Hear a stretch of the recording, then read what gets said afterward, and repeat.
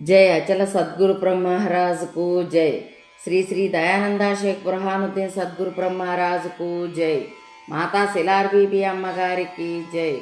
श्री श्री निजानंदा मिटपल्లి सत्यनारायण सद्गुरु ब्रह्म महाराज को जय। माता चंद्रमाम अम्मगारी की जय। श्री श्री निचलानंदा मिटपल्లి सुब्बाराव सद्गुरु ब्रह्म महाराज को जय।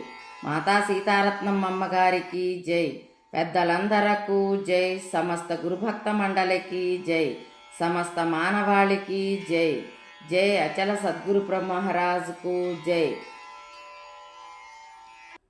ఓం శ్రీ సద్గురుభ్యో నమః. గురుగీత అథ ప్రథమోధ్యాయః. శ్రీమత్కారుణికం మహాగుణనిధిం పూర్ణప్రభాభాసురం నిర్ద్వంద్వం నిరపేక్షకామమలం నిస్సంగమాద్యం విభుం నిత్యానందమయం నిరీహమతులం నిర్ముక్తకర్మాదికం శ్రీకృష్ణాఖ్య గురుం భజేహ మనిషం శ్రీచిత్తసంతోషణం యం బ్రహ్మ వేదాంత విదో వదంతి పరం ప్రధానం పురుషం తథాన్యే విశ్వోద్గతేహ కారణమీశ్వరం వా తస్మై నమో విఘ్న నివారణాయ. ఓం అస్య శ్రీ గురు గీతామాలా మంత్రస్య భగవాన్ సదాశివ ఋషిః విరాట్ ఛందః శ్రీ గురు పరమాత్మ దేవత హం బీజం సహ శక్తిః सोहम कीलकं श्री गुरु कृपा प्रसाद सिद्ध्यर्थे जपे विनियोगः. अथ करन्यासः. ओम हंसां सूर्यात्मने अंगुष्ठाभ्यां नमः. ओम हंसीं सोमात्मने तर्जनीभ्यां नमः. ओम हंसूं निरंजनात्मने मध्यमाभ्यां नमः. ओम हंसैं निराभासात्मने अनामिकाभ्यां नमः. ओम हंसौं अतनुसूक्ष्मात्मने कनिष्ठिकाभ्यां नमः. ओम हंसः अव्यक्तात्मने करतलकरपृष्ठाभ्यां नमः. अथ हृदयादिन्यासः. ओम हंसां सूर्यात्मने हृदयाय नमः. ओम हंसीं सोमात्मने शिरसे स्वाहा. ओम हंसूं निरंजनात्मने सिकायै वषट्. ओम हंसैं निराभासात्मने कवचाय हूं. ओम हंसौं अतनुसूक्ष्मात्मने नेत्रत्रयाय यौषट्. ओम हंसः अव्यक्तात्मने अस्त्राय फट्. ओम भूर्भुवस्वरोमिति दिग्बन्धः. ध्यानम् अंशाभ्यां परिपुत्रपत्रकमलै दिव्यैर्गत्कारणं विश्वोत्तीर्णमनेकदेहनिलयं स्वच्छन्दमानन्दकम् आद्यन्तैकमखण्डचिद्गणरसं पूर्णं ह्यनन्तं शुभं प्रत्यक्षाक्षरविग्रहं गुरुपदं ध्यायेद्विभुं शाश्वतम्. विश्वं व्यापिनमादिदेवममलं परं निष्कलं नित्योद्बुद्धसहस्रपत्रकमले लुप्ताक्षरे मण्टपे नित्यानन्दमयं सुखैकनिलयं नित्यं शिवं स्वप्रभं ध्यायेद्धं सपरं परात्परतरं स्वच्छन्दतः सर्वदा.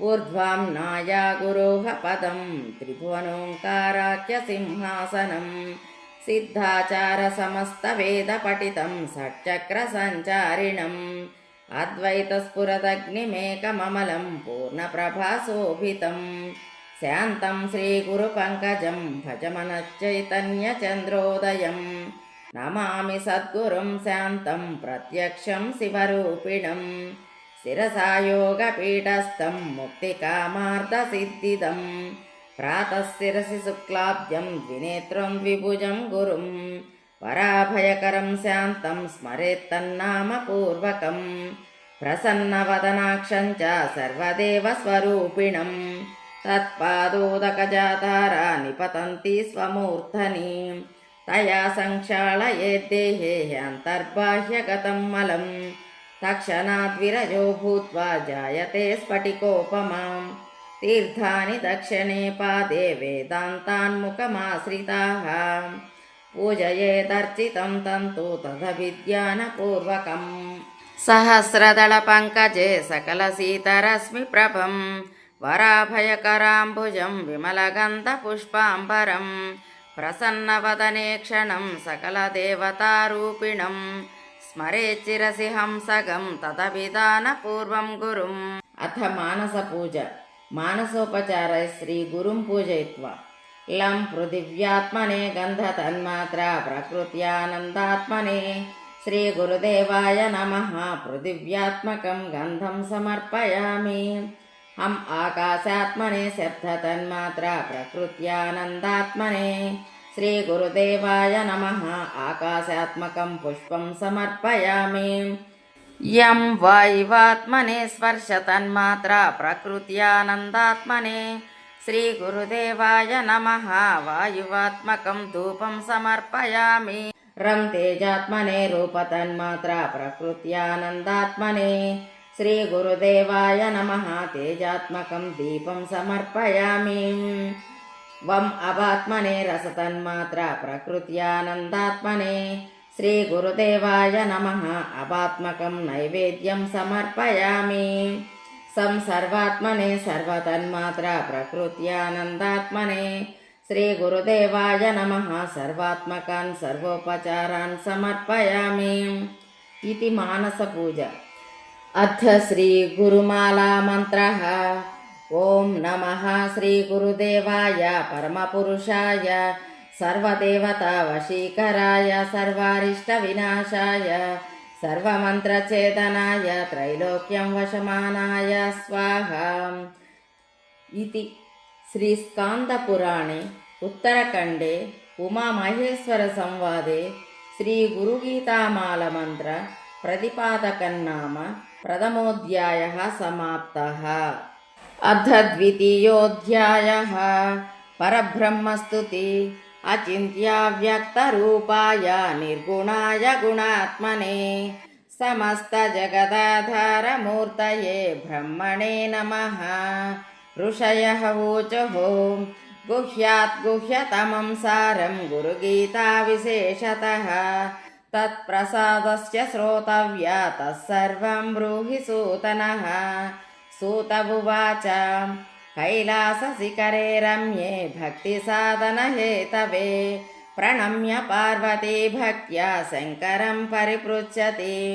ॐ नमो देवदेवेश परात्पर जगद्गुरो सदाशिवमहादेव गुरुदीक्षां प्रयश्च मे।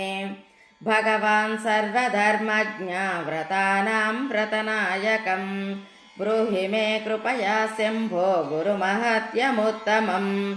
अयं मयाञ्जलिर्बद्धो दयासागरसिद्धये यदनुग्रहतो जन्तु चित्रसंसारमुक्तिभाक्। केन मार्गेण भो स्वामिन् देहि ब्रह्ममयो भवेत् तत्कृपां कुरु मे स्वामिन् नमामि चरणौ तव। महादेव उवाचः मम रूपासि देवी त्वमतस्तत्कथयामि ते। लोकोपकारकं प्रश्नो न केनापि कृतः पुरा दुर्लभं त्रिषु लोकेषु तच्छून्यस्य वदाम्यहम्। गुरुब्रह्म विना नान्यः सत्यं सत्यं वरानने गूढा विद्या जगन्माया देहाश्च ज्ञानसम्भवः। विज्ञानं यत्प्रसादेन गुरुशब्देन कथ्यते वेदशास्त्रपुराणानि चेतिहासादिकानि च मन्त्रयन्त्रादिविद्याश्च मोहनोच्चाटनादिकम्। शैव शाक्तागमादीनि हन्ये च बहवो मताः अपभ्रंशस्तमस्तानां जीवनां भ्रान्तचेतसां। जपस्तपोव्रतं तीर्थं यज्ञोदानं तथैव च गुरुतत्त्वमविज्ञाय सर्वं व्यर्थं भवेत् प्रिये। यदङ्घ्रिकमलद्वन्द्वं द्वन्द्वतापनिवारकं तारकं भवसिन्धोच्चतं गुरुं प्रणमाम्यहम्। स्वदेशिकस्यैव च नाम कीर्तनं भवेदनं तस्य शिवस्य कीर्तनं स्वदेशिकस्यैव च नाम चिन्तनं भवेदनं तस्य शिवस्य चिन्तनं यत्पादाम्बुजरेणुर्वै कोऽपि संसारवारिधौ सेतुबन्धाय तेनाथं दैशिकं तमुपास्महे यस्मादनुग्रहं लब्ध्वा महदज्ञानमुत्सृजेत् तस्मै श्रीदेशिकेन्द्राय नमश्चाभीष्टसिद्धये काशीक्षेत्रं निवासश्च जाह्नवीचरणोदकं गुरुर्विश्वेश्वर साक्षात् तारकं ब्रह्मनिश्चयः गुरुसेवाकया प्रोक्ताः देहस्य दक्षयो वटः तत्पादं विष्णुपादं स्यात् तत्र तत्तवनस्ततं गुरुवक्त्रे स्थितं ब्रह्म प्राप्यते तत्प्रसादतः गुरोर्ध्यानं सदा कुर्यात् पुरुषं स्वैरिणी यथा कृमिकोटिभिराविष्टं दुर्गन्धमलमूत्रकं श्लेष्मरक्तकफैर्मांसैर्बद्धं चैतद्वरानने संसारवृक्षमारूढाः पतन्ति नरकार्णवे यस्तानुद्धरते सर्वं तस्मै श्रीगुरवे नमः गुरुब्रह्मा गुरुर्विष्णु गुरुर्देवो महेश्वरः गुरु साक्षात् परब्रह्म तस्मै श्रीगुरवे नमः अज्ञानतिमिरान्धस्य ज्ञानाञ्जनशलाकया चक्षुर्निर्मीलितं येन तस्मै श्रीगुरवे नमः स्थावरं जङ्गमं व्याप्तं यत्किञ्चिचराचरं त्वं पदं दर्शितं येन तस्मै श्रीगुरवे नमः अखण्डमण्डलाकारं व्याप्तं येन चराचरं तत्पदं दर्शितं येन तस्मै श्रीगुरवे नमः चिन्मयं व्यापितं सर्वं त्रैलोक्यं सचराचरम् असित्वं दर्शितं येन तस्मै श्रीगुरवे नमः निमिषान्निमिषार्धाद्वा यद्वाक्याद्वै विमुच्यते स्वात्मानं स्थिरमादत्ते तस्मै श्रीगुरवे नमः चैतन्यं शाश्वतं शान्तं व्योमातीतं निरञ्जनं नादबिन्दुकलातीतं तस्मै श्रीगुरवे नमः निर्गुणं निर्मलं शान्तं जङ्गमं स्थिरमेव च व्याप्तं येन जगत्सर्वं तस्मै श्रीगुरवे नमः यत्सत्त्वेन जगत्सत्त्वं यत्प्रकाशेन भाति तत् यदानन्देन नन्दन्ते तस्मै श्रीगुरवे नमः यस्मिन् स्थितमिदं सर्वं भाति यद्भानुरूपतः यत्प्रीत्या प्रियं पुत्रादि तस्मै श्रीगुरवे नमः येन चेतयता हीदं चित्तं चेतयते नरः जाग्रत्स्वप्नसुषुप्त्यादि तस्मै श्रीगुरवे नमः यस्य ज्ञानमिदं विश्वं सदृश्यं भिन्नभेदतः सदैकरूपरूपाय तस्मै श्रीगुरवे नमः यस्य ज्ञातं मतं तस्य मतं यस्य वेदनः अनन्यभावभावाय तस्मै श्रीगुरवे नमः यतज्ञानमतं भूयान्न मतं यस्य वेदनात् तद्ब्रह्मदर्शितं येन तस्मै श्रीगुरवे नमः यस्मै कारणरूपाय कार्यरूपेण भाति यत्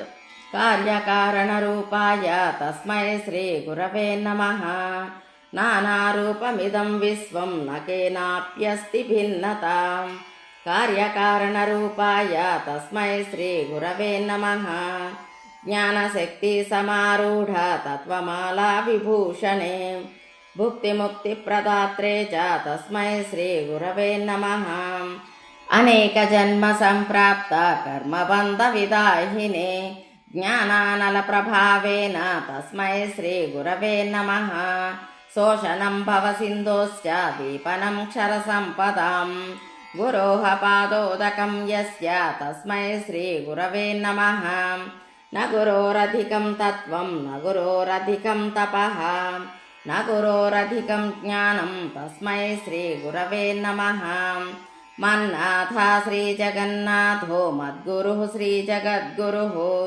ममात्मा सर्वभूतात्मा तस्मै श्रीगुरवे नमः गुरुरादिरनादिश्च गुरुः परमदैवतं गुरुमन्त्रो समो नास्ति तस्मै श्रीगुरवे नमः। एक एव परो बन्धुर्विषमे समुपस्थिते गुरुः सकलधर्मात्मा तस्मै श्रीगुरवे नमः। गुरुमध्ये स्थितं विश्वं विश्वमध्ये स्थितो गुरुः गुरुर्विश्वं न चोर्नास्ति तस्मै श्रीगुरवे नमः।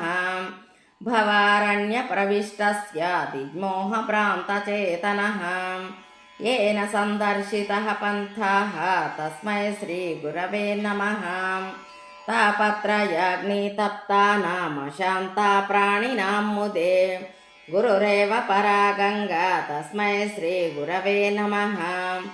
अज्ञानेन हि नाग्रस्ताः प्राणिनस्तां चिकित्सः का विद्यास्वरूपो भगवान् तस्मै श्रीगुरवे नमः। हेतवे जगतामेव संसारार्णवसेतवे प्रभवे सर्वविद्यानां शम्भवे गुरवे नमः। सप्तसागरपर्यन्तं तीर्थस्नानफलं तु यत् गुरुः पादोदबिन्दोश्च सहस्रांशेन तत्फलम्। अत्रिनेत्रशिवः साक्षात् द्विबाहुश्च हरिस्मृतः अचतुर्वदनो ब्रह्मा श्रीगुरुः कथितः प्रिये।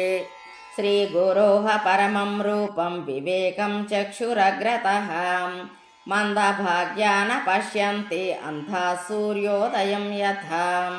कुलानां कुलकोटीनां तारकस्तत्र तत्क्षणात् अतस्तं सद्गुरुं ज्ञात्वा त्रिकालमभिवादयेत्।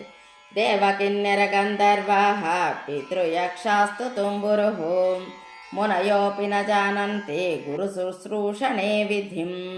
महाहङ्कारगर्वेण तपोविद्याबलेन च भ्रमन्ति चास्मिन् संसारे घटीयन्त्रं यथा पुनः।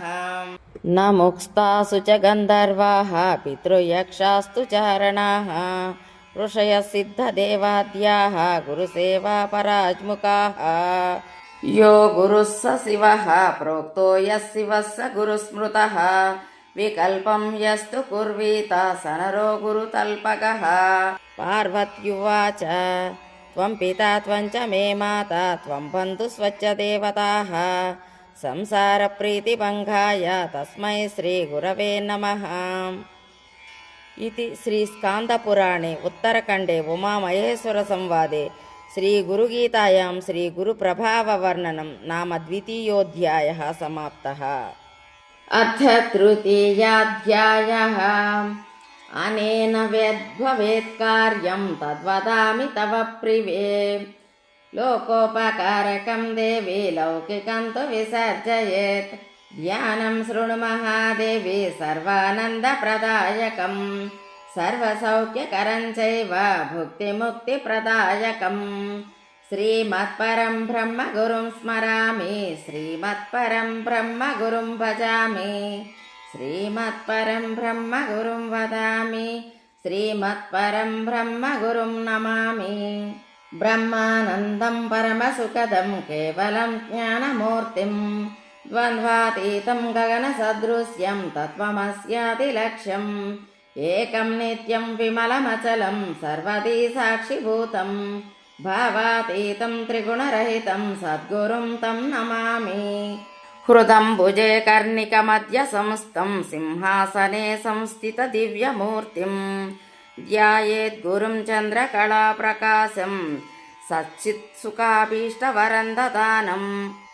श्वेताम्बरं श्वेतविलेपपुष्पं मुक्ताविभूषं मुदितं द्विनेत्रं वामाङ्कपीठस्थितदिव्यशक्तिं मन्दस्मितं पूर्णकृपानिधानम् आनन्दमानन्दकरं प्रसन्नं ज्ञानस्वरूपं निजबोधयुक्तं योगीन्द्रमीड्यं भवरोगवैद्यं श्रीसद्गुरुं नित्यमहं नमामि। वन्दे गुरूणां चरणारविन्दं सन्दर्शितस्वात्मसुखाम्बुदीनां जनस्य येषां गुलिकायमानं संसारहालाहलमोहशान्त्यै यस्मिन् सृष्टिस्थितिध्वंस निग्रहानुग्रहात्मकं कृत्यं पञ्चविधं शश्वद्धासते तं गुरुं भजेत् पादाब्जे सर्वसंसारदावकालानलं स्वके ब्रह्मरन्ध्रे स्थिताम्बोजा मध्यस्थं चन्द्रमण्डलम् अकारादित्रिरेकाब्जे सहस्रदलमण्डले हंसपार्श्वत्रिकोणे च स्मरेत्तन्मध्यगं गुरुं नित्यं शुद्धं निराभासं निराकारं निरञ्जनं नित्यबोधं चिदानन्दं गुरुं ब्रह्म नमाम्यहम् सकलभुवनसृष्टिः कल्पिताशेषसृष्टिः निखिलनिगमदृष्टिः सत्पदार्थैकसृष्टिः अतद्गणपरमेष्टिः सत्पदार्थैकदृष्टिः भवगुणपरमेष्टिः मोक्षमार्गैकदृष्टिः सकलभुवनभङ्गस्थापनास्तम्भयष्टिः सकरणुरस सृष्टिसत्त्वमालासमिष्टिः सकलसमयसृष्टिसच्चिदानन्ददृष्टिः निवसतु मयि नित्यं श्रीगुरोर्दिव्यदृष्टिः न गुरोरधिकं न गुरोरधिकं न गुरोरधिकं न गुरोरधिकं शिवशासनतः शिवशासनतः शिवशासनतः शिवशासनतः इदमेव शिवम् इदमेव शिवम् इदमेव शिवम् इदमेव शिवम् मम शासनतो मम शासनतो मम शासनतो मम शासनतः विदितं विदितं विदितं विदितं विजनं विजनं विजनं विजनं हरिशासनतो हरिशासनतो हरिशासनतो हरिशासनतः एवं विधं गुरोर्ध्यानात् ज्ञानमुत्पद्यते स्वयं तथा गुरूपदेशेन मुक्तोऽहमिति भावयेत् किमत्र बहुनोक्तेन सहस्रकोटिशतैरपि दुर्लभा चित्तविश्रान्तिर्विना गुरुकृपां परां करुणाखड्गपातेन चित्वा पाशाष्टकं शिशोऽहं सम्यगानन्दजनकः सद्गुरुसोऽभिधीयते यावत् कल्पान्तको देहास्तावद्देवि गुरुं स्मरेत् गुरुलोपो न कर्तव्यः स्वच्छन्दो यदि वा भवेत् मुनिभिः पन्नगैर्वापि सुरैर्वा शापितो यदि कालमृत्युभयद्वापि गुरुसन्त्रातिपार्वती आब्रह्मस्तम्भपर्यन्तं परमात्मस्वरूपकं स्थावरं जङ्गमं चैव प्रणमामि जगन्मयः वन्देऽहं सच्चिदानन्दं भावातीतं जगद्गुरुं नित्यं पूर्णं निराकारं निर्गुणं स्वात्मसंस्थितं स्फटिकं स्फाटिकं रूपं दर्पणे दर्पणो यथा तथात्मनि चिदाकारमानन्दसोऽहमित्युतां गुरुशिवो गुरुर्देवो गुरुर्बन्धुशरीरिणां गुरुरात्मा गुरुर्जीवो गुरोरन्यन्य विद्यते न सुखं वेदशास्त्रेषु न सुखं मन्त्रयन्त्रके गुरोः प्रसादादन्यत्र सुखं नास्ति महीतले चार्वाका वैष्णवमते सुखं प्रभाकरे नहि गुरोः पादान्तिके यद्वत् सुखं वेदान्तसम्मतम् न सुखं सुरेन्द्रस्य न सुखं चक्रवर्तिनां यस्सुखं वीतरागस्य मुनरेकान्तवासिनः गुरुर्विष्णु सत्त्वमयो राजसचतुराननः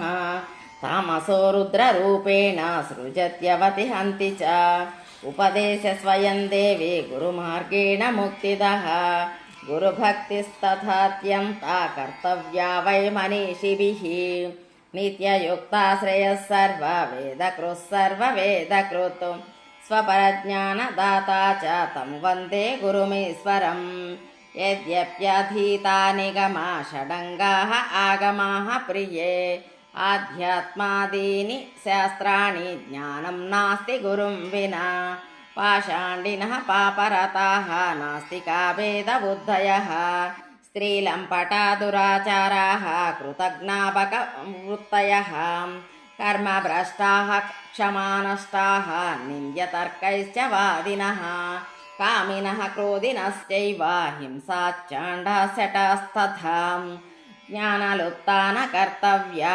महापापास्तथा प्रिये येभ्यो भिन्नो गुरुस्येव्या एकभक्त्या विचार्य च सर्वं गुरुमुखल्लब्धं सफलं पापनाशनं यद्यदात्मा हितं वस्तु तत्तद्द्रव्यं न वञ्चयेत् परात्परतरं ध्याये नित्यमानन्दकारकं हृदयाकाशमध्यस्थं शुद्धस्फटिकसन्निभं पार्वती उवाच न तस्मिते नाथ पदारविन्दं बुद्धीन्द्रियप्राणमनोवचोभिः यच्चिन्त्यते भावित आत्मयुक्तौ मुमुक्षुभिः कर्ममयोपशान्तये इति श्रीस्कान्दपुराणे उत्तरखण्डे उमामहेश्वरसंवादे गुरुगीतायां ध्यानादिविधिप्रशंसन्नाम तृतीयोऽध्यायः समाप्तः। अथ चतुर्थोऽध्यायः निजगुरुलक्षणमु गुकाराच्चान्धकारो हि ऋकारस्ते च उच्यते अज्ञानाग्रासकं ब्रह्म गुरुरेव न संशयः गुकाराच्चान्धकारस्तु ऋकारस्तन्निरोधकृत् अन्धकारविनाशित्वात् गुरुरित्यभिधीयते गुकारश्च गुणातीतो रूपातीतो ऋकारकः गुणरूपविहीनत्वात् गुरुरित्यभिधीयते गुकारञ्च गुणातीतं ऋकारं रूपवर्जितं गुणातीतमरूपञ्च यो दद्यास्य गुरुं स्मृतः ध्यानमूलं गुरोर्मूर्तिं पूजामूलं गुरोः पदं मन्त्रमूलं गुरोर्वाक्यं मुक्तिमूलं गुरोः कृपा ज्ञानं वैराग्यमैश्वर्यं यशस्श्रीस्वमुदाहृतं षड्गुणैश्वर्ययुक्तो हि भगवान् श्रीगुरुः प्रिये गूढो दृढस्य प्रीतस्य मौनेन सुसमाहितः सकृत्कामगतो वापि पञ्चता गुरुरीरितः स एव सद्गुरु साक्षात् सदसद्ब्रह्मवित्तमः तस्य स्थानानि सर्वाणि पवित्राणि न संशयः सर्वशुद्धं पवित्रोऽसौ स्वभावाद्य प्रतिष्ठति तत्र देवगणाः सर्वे क्षेत्रपीठे चरन्ति च गुरवो बहवः सन्ति शिष्यवित्तापहारकाः तमेकं दुर्लभं मन्ये शिष्यवृत्तापहारकम् चातुर्यवान् विवेकी च आध्यात्मज्ञानवान् शुचिः मानसं निर्मलं यस्य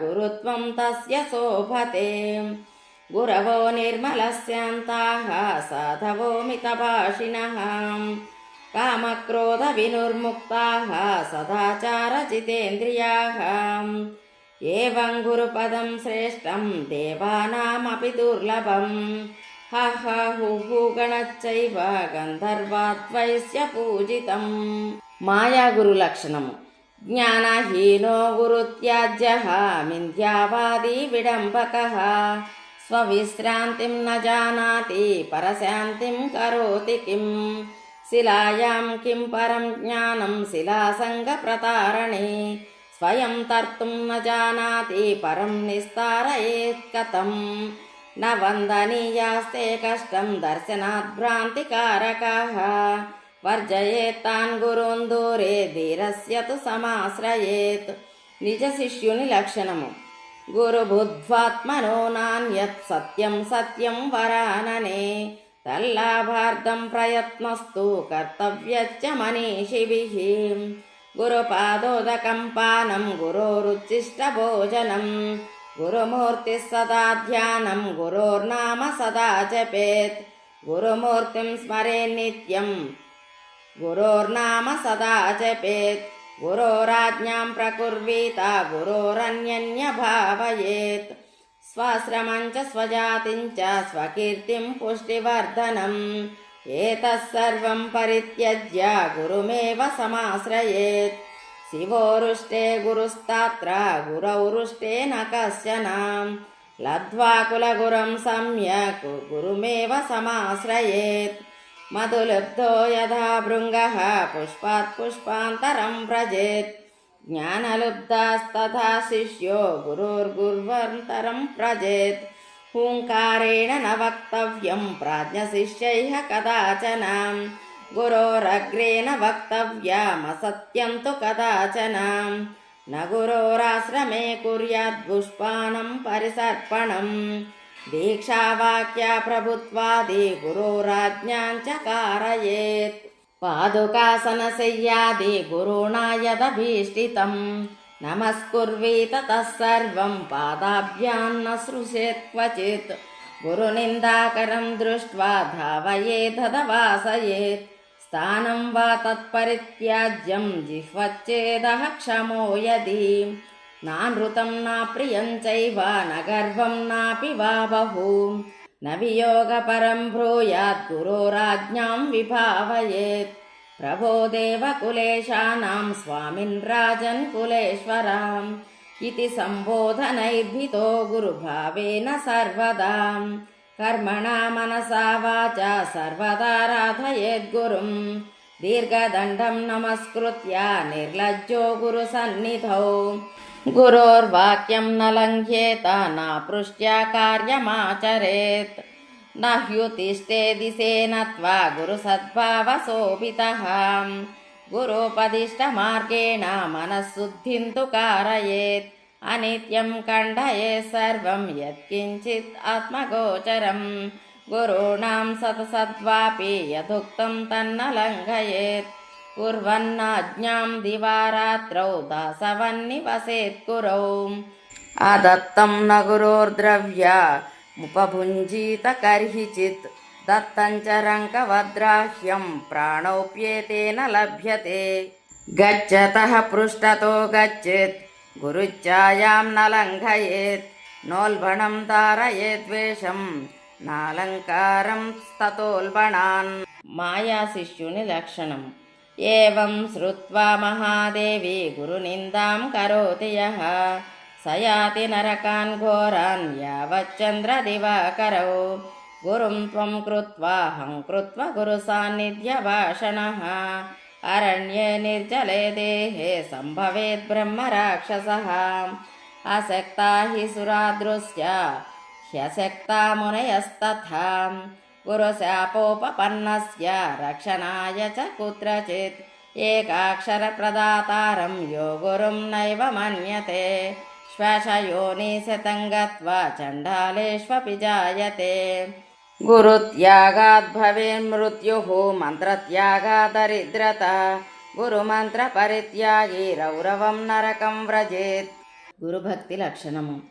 यस्य देवे पराभक्तिः यथा देवे तथा गुरौ तस्यैते कथिताः अर्थाः प्रकाशन्ते महात्मनः गुरुवक्त्रे स्थिता ब्रह्म गुरुभक्त्या च लभ्यते त्रैलोक्यस्फुटवक्तारो देवाद्यासुरपन्नगाः ज्ञानं विना मुक्तिपदं लभ्यते गुरुभक्तितः गुरोः समानतो नान्यत् साधनं गुरुमार्गिणां शिष्यादन्यत्र देवेसि नवदेदस्य कस्यचित् नराणां च फलप्राप्तौ भक्तिरेव हि कारणम् एवं विधो महायुक्तो सदा सर्वत्र वर्तते तस्मात् सर्वप्रकारेण गुरुभक्तिं समाचरेत् धन्या माता पिता धन्यो गोत्रं कुलोद्भवं धन्या च वसुधा देवी यत्र स्यात् गुरुभक्तिमान् अनन्या चिन्तयन्तो ये सुलभं परमं सुखं तस्मात् सर्वप्रयत्नेन गुरोराराधनं कुरु शक्तो न चापि शक्तो वा देशिकाङ्घ्रिसमाश्रयेत् तस्य जन्मास्ति सफलं भोगमोक्षफलप्रदम् अत्यन्त्यचित्तपक्वस्य श्रद्धा भक्तियुतस्य च प्रवक्तव्यमिदं देवी ममात्मा प्रीतये सदा देहि ब्रह्म भवेद्यस्मात् तत्कृपार्थं वदामि तत् सर्वपापविशुद्धात्मा श्रीगुरोः पादसेवनात् ध्रुवं तेषां च सर्वेषां नास्ति तत्त्वं गुरोः परं गुरोराराधनं कुर्यात् स्वजीवत्वं निवेदयत् आसनं शयनं वस्त्रं वाहनं भूषणादिकं साधकेन प्रदातव्यं गुरुसन्तोषकारणं శరీరమింద్రియం ప్రాణమర్ధస్వజన బాంధవాన్ ఆత్మధారాదికం సర్వం సద్గురుభ్యో నివేదయేత్ నోపాశ్రయం చ పర్యంకం న చ పాద ప్రసారణం నాంగభోగాదికం కుర్వన్న లీలామపరామపి. గురు పూజ లక్షణము. గురురేకో జగత్సర్వం బ్రహ్మ విష్ణు శివాత్మకం గురోః పరతరం నాస్తి తస్మాత్ సంపూజయేద్గురుం సర్వశ్రుతి శిరోరత్నం నీరాజిత పదాంబుజం వేదాంతార్థ ప్రవక్తారం తస్మాత్ సంపూజయేద్గురుం యస్య స్మరణమాత్రేణ జ్ఞానముత్పద్యతే స్వయం నేవ సర్వసంపత్తిస్తస్మాత్ సంపూజయేద్గురుం తస్యై దిశే సతతమంజలిరేష నిత్యం పక్షిప్యతాం ముఖరితైర్మధురై ప్రసూనైః జాగ్రతి యత్ర భగవాన్ గురుచక్రవర్తి విశ్వస్థితి ప్రళయనాటక నిత్యసాక్షి అభ్యస్సై కిము దీర్ఘకాల విమలైర్ధ్వాధి హృదైర్దుక్షరైః ప్రాణాయామ శతైరనేక కరణైర్దుఃఖాత్మకైర్దుఃఖర్జైః యస్మిన్నభ్యుద్యతే వినశ్యతి బలీవాయుః స్వయం తక్షణాత్ ప్రాప్తుం తస్సహజ స్వభావ మనిషం సేవేత చైకం గురుం యస్మాత్ పరతరం నాస్తి నేతి నేతీతి వైశ్రుతిః మనసా వచసా చైవ సత్యమారాధయేద్గురుం గురోః కృపా ప్రసాదేన బ్రహ్మ విష్ణు మహేశ్వరాః సామర్థ్యమభజనః సర్వే సృష్టిస్థిత్యంత కర్మణి. గురు ప్రార్థన లక్షణము. నవాయ నవరూపాయ పరమార్థైక రూపిణే సర్వజ్ఞానతమోభేద భానవే చిద్గణాయతే స్వతంత్రాయ దయాక్లుప్త విగ్రహాయ శివాత్మనే పరతంత్రాయ భక్తానాం భవ్యానాం భవ్యరూపిణే వివేకినాం వివేకాయ విమర్శాయ విమర్శినాం ప్రకాశినాం ప్రకాశాయ జ్ఞానినాం జ్ఞానరూపిణే పురస్తాస్పార్శ్యయో పృష్ఠే నమస్కుర్యాదు పర్యతః సదా మచ్చిత్తరూపేణ విదేహ భవదాసనం అజ్ఞానతిమిరాంధస్య విషయాక్రాంతచేతసః జ్ఞానప్రభాప్రదానేన ప్రసాదం కురు మే ప్రభో. గురుమంత్రము. మంత్రరాజమిదం దేవి గురురిత్యక్షరద్వయం స్మృతి వేదార్థవాక్యానాం గురు సాక్షాత్ పరం పదం గురుదేవార్పణం యత్తు తేన తుష్టోస్మి సువ్రతే శ్రీగురోః పాదుకాం ముద్రాం మూలమంత్రం చ గోపయేత్ సంసారసాగర సముద్ధరణైక మంత్రం బ్రహ్మాదిదేవముని పూజిత సిద్ధమంత్రం దారిద్ర్య దుఃఖ భవరోగ వినాశ మంత్రం వందే మహాభయహరం గురురాజమంత్రం సప్తకోటి మహామంత్రాః చిత్త విభ్రమకారకాః ఏక ఏవ పరో మంత్రో గురురిత్యక్షరద్వయం. గురుమంత్ర దీక్ష. గురుమంత్రో ముఖే యస్య తస్య సిద్ధ్యంతి నాన్యథా దీక్షాయా సర్వకార్యాణి సిద్ధ్యంతి గురుపుత్రకే దుస్సంగం చ పరిత్యజ్య పాపకర్మ పరిత్యజేత్ చిత్రచిహ్నమిదం యస్య తస్య దీక్షా విధీయతే చిత్తత్యాగానియుక్తస్య క్రోధగర్వ వివర్జితః ద్వైతభావ పరిత్యాగే తస్య దీక్షా విధీయతే ఏతల్లక్షణయుక్తత్వం సర్వభూతహితే రతం నిర్మలం జీవితం యస్య తస్య దీక్షా విధీయతే. ఉపదేశక్రమం. విద్యాధనం బలం చైవ తేషాం భాగ్యం నిరర్ధకం ఏషాం గురుకృపా నాస్తి అధో గచ్చంతి పార్వతే గురోః ప్రసాదతః స్వాత్మానాత్మా రామనిరీక్షణాత్ సమతాముక్తి మార్గేణ స్వాత్మజ్ఞానం ప్రవర్తతే అభక్తే పంచకే దూర్తే పాషాండే నాస్తికాదిషు మనసాపి న వక్తవ్యం గురుగీతా కదాచన శివక్రోధా గురుస్త్రాత గురుక్రోధా శివో నహి తస్మాత్ సర్వప్రయత్నేన గురోరాజ్ఞాం న లంఘయేత్ నిత్యం బ్రహ్మ నిరాకారం నిర్గుణం బోధయేత్ పరం భాసయన్ బ్రహ్మభావంచ దీపో దీపాంతరం యథా. ద్వాదశ సాష్టాంగ నమస్కారములు. వందే గురుపదద్వంద్వం వాజ్మనోతీత గోచరం శ్వేతరక్త ప్రభాభిన్నం శివశక్త్యాత్మకం పరం శ్రీనాథచరణద్వంద్వం యస్యాం దిశి విరాజతే తస్యాం దిశి నమస్కుర్యాద్ భక్త్యా ప్రతిదినం ప్రియే సాష్టాంగ ప్రణిపాతేన స్తువన్నిత్యం గురుం భజేత్ భజనాస్థైర్యమవాప్నోతి స్వస్వరూపమయో భవేత్. దోర్భ్యాం పదాభ్యాం చ జ్ఞానుభ్యాం మురసా శిరసా దృశాం మనసా వచసా చేతి ప్రణమోష్టాంగ ఉచ్యతే. యస్య ప్రసాదాదహమేవ సర్వం మయ్యేవ సర్వం పరికల్పితం చ ఇత్థం విజానామి సదాత్మరూపం తస్యాంగ్రి పద్మం ప్రణతోస్మి నిత్యం. తీర్థప్రసాదం.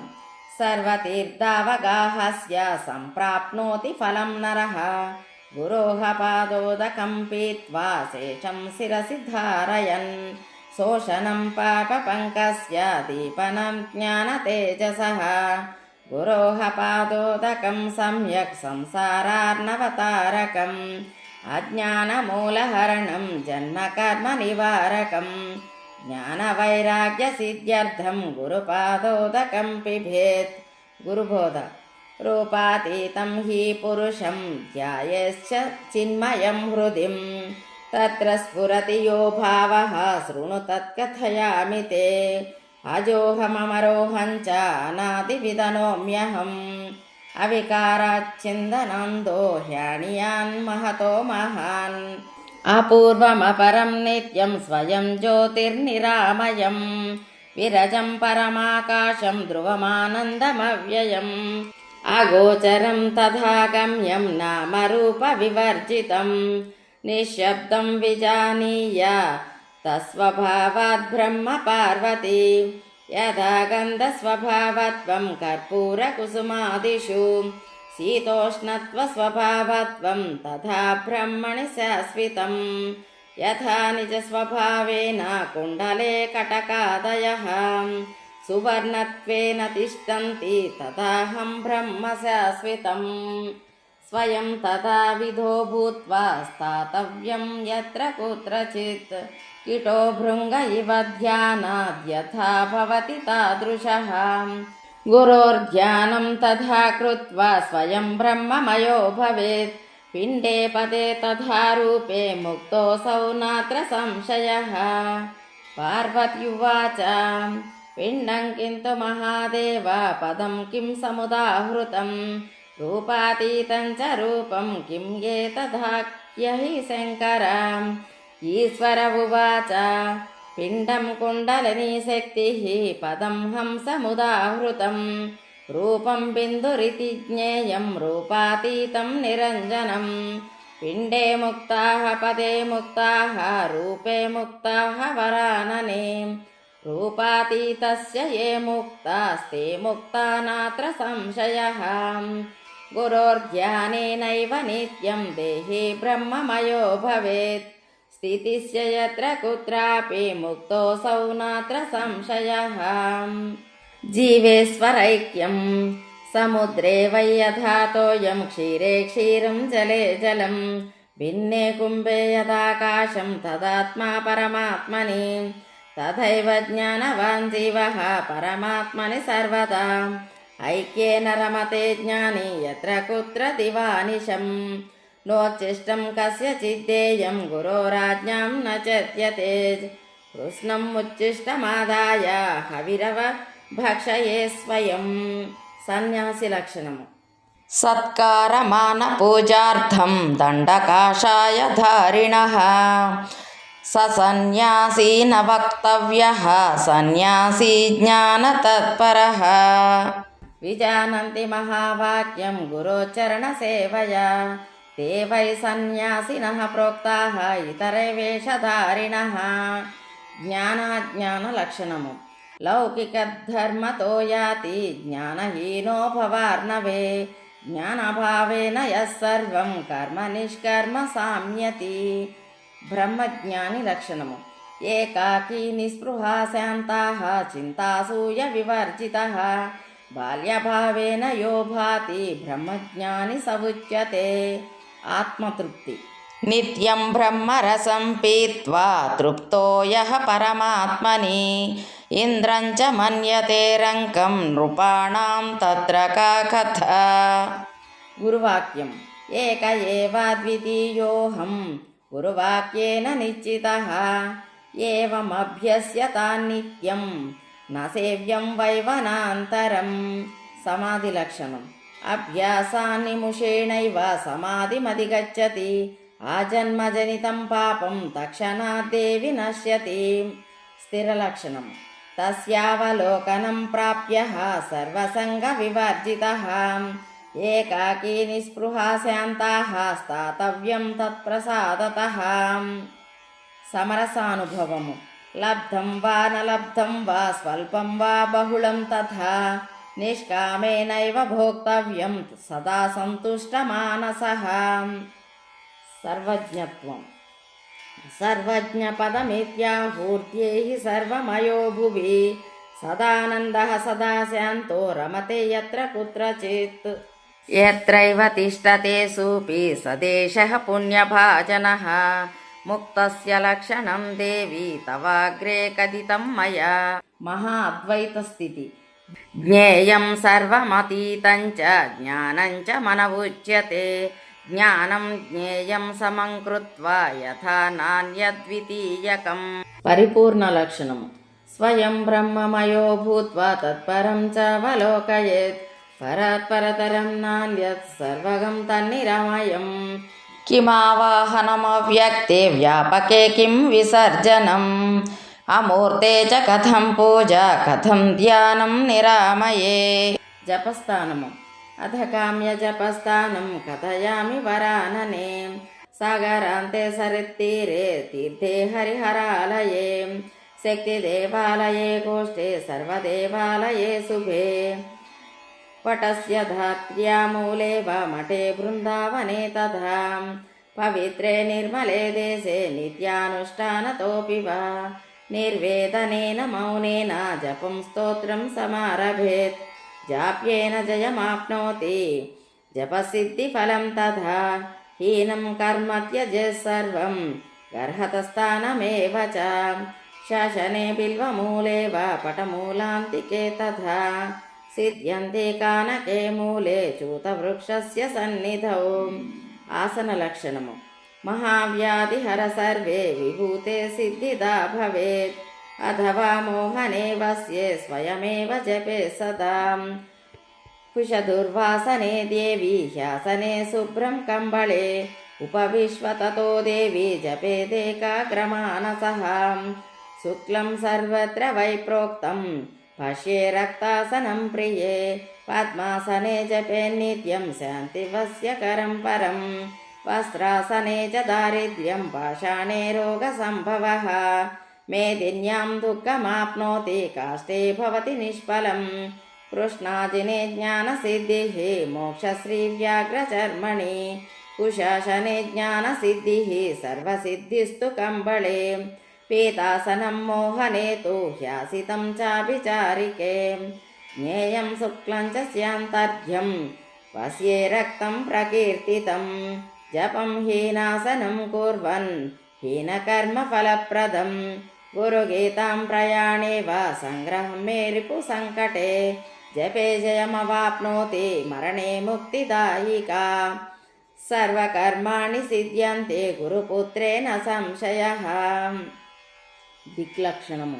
आग्नेयां कर्षणं चैव वायुव्यां शत्रुनाशनं नैऋत्यां दर्शनं चैव ईशान्यं ज्ञानमेव च उदन्मुखं शान्तिजाप्ये वस्ये पूर्वमुखस्तथा यां ये तु मारणं प्रोक्तं पश्चिमे च धनागमः मोहनं सर्वभूतानं बन्धमोक्षकरं परं देवराजप्रियकरं राजानां वशमानयेत्। गीताजपम्। भवमूलविनाशाय चाष्टपाशनिवृत्तये गुरुगीताम्भसि स्नानं तत्त्वज्ञः कुरुते सदा आसनस्यस्य यानावागच्छन्तशिष्टतोऽपि वा अश्वारूढा गजारूढा सुषुप्ता जाग्रतोऽपि वा शुचिर्भूतज्ञानवन्तो गुरुगीताञ्च जपन्ति ये तेषां दर्शनसंस्पर्शात् पुनर्जन्म न विद्यते। अध संसारिणः सर्वे गुरुगीता जपेन तु सर्वान् कामांस्तु भुञ्जन्ति त्रिसत्यं मम भाषितम् सत्यं सत्यं पुनः सत्यं धर्मसारं मयोदितं गुरुगीता समं स्तोत्रं नास्ति तत्त्वं गुरोः परम्। गीताफलम् इमां तु भक्तिभावेन पठेद्वै श्रवणादपि लिखित्वा यत्प्रदानेन यस्तत्सर्वं फलमश्नुते गुरुगीतामिमां देवी हृदि नित्यं विभावय महाव्याधिगतैर्दुःखैः सर्वदा प्रजेपेन्मुदा गुरुगीताक्षरैकैकं मन्त्रराजमिदं प्रिये अन्ये च विविधाः मन्त्राः कलां नार्हन्ति षोडशीम् अनन्तफलमाप्नोति गुरुगीता जपेन तु सर्वपापहरा देवी सर्वदारिद्र्यनाशिनी अकालमृत्युहरणा सर्वसङ्कटनाशनी यक्षराक्षसभूतादि चोरभाग्यविघातिनी सर्वोप्रदवकुष्ठादि दुष्टदोषनिवारिणी यत्फलं गुरुसान्निध्यं तत्फलं पठनात् भवेत् मुखस्तम्भकरं चैव गुणानां च विवर्धनं दुष्कर्मनाशनं चैव तथा सत्कर्मसिद्धिदम् असिद्धं साधयेत् कार्यं नवग्रहभयावहं दुःस्वप्ननाशनं चैव सुस्वप्नफलदायकम् सर्वशान्तिकरं नित्यं तथा वन्द्यसुपुत्रदम् अवैधव्यकरं स्त्रीणां सौभाग्यस्य विवर्धनम् आयुरारोग्यमैश्वर्यं पुत्रपौत्रविवर्धनं निष्कामजापि विधवा पटोन्मोक्षमवाप्नुयात् अवैधव्यं सकामातु लभते चान्यजन्मनि सर्वदुःखभयं विघ्नं नाशयेत्तापहारकं सर्वपापप्रशमनं धर्मकामार्थमोक्षदम् यं यं चिन्तयते कामं तं तं प्राप्नोति निश्चितं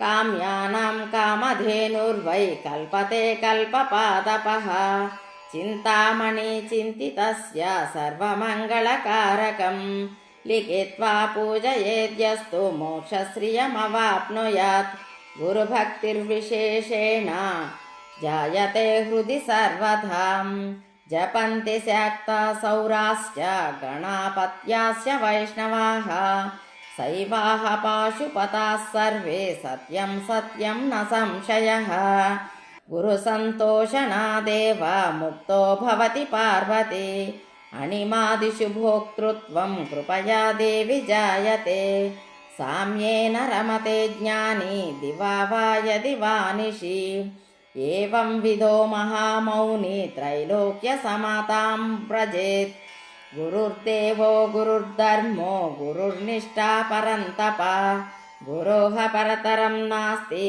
त्रिवारं कथयामि ते आकल्पजन्मकोटीनां यज्ञव्रततपक्रिया ताः सर्वस्वफला देवी गुरुसन्तोषमात्रतः शरीरमिन्द्रियं प्राणमर्थं स्वजनबन्धुत मातृकुलं पितृकुलं गुरुरेव न संशयः ब्रह्मविष्णुरुद्रस्य देवस्य पितृकिन्नराः सिद्धाचारयक्षाश्च अन्ये च मुनयो जनाः गुरुभावः परं तीर्थमन्यतीर्थं निरर्धकं सर्वतीर्थमयं देवी श्रीगुरुचरणाम्बुजम् कृताया गुरुभक्तेस्तु वेदशास्त्रानुसारतः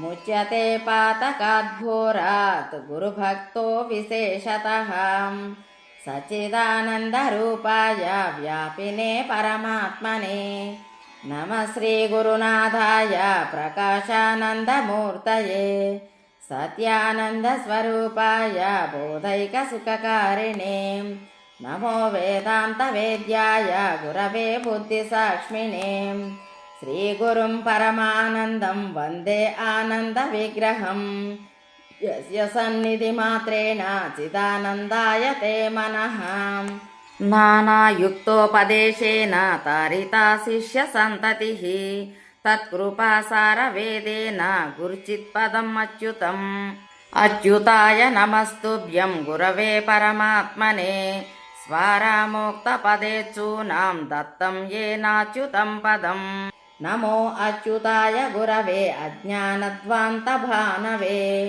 శిష్యసన్మార్గపటవే కృపాప్రీయూష సింధవే ఓం అచ్యుతాయ గురవే శిష్యసంసారసేతవే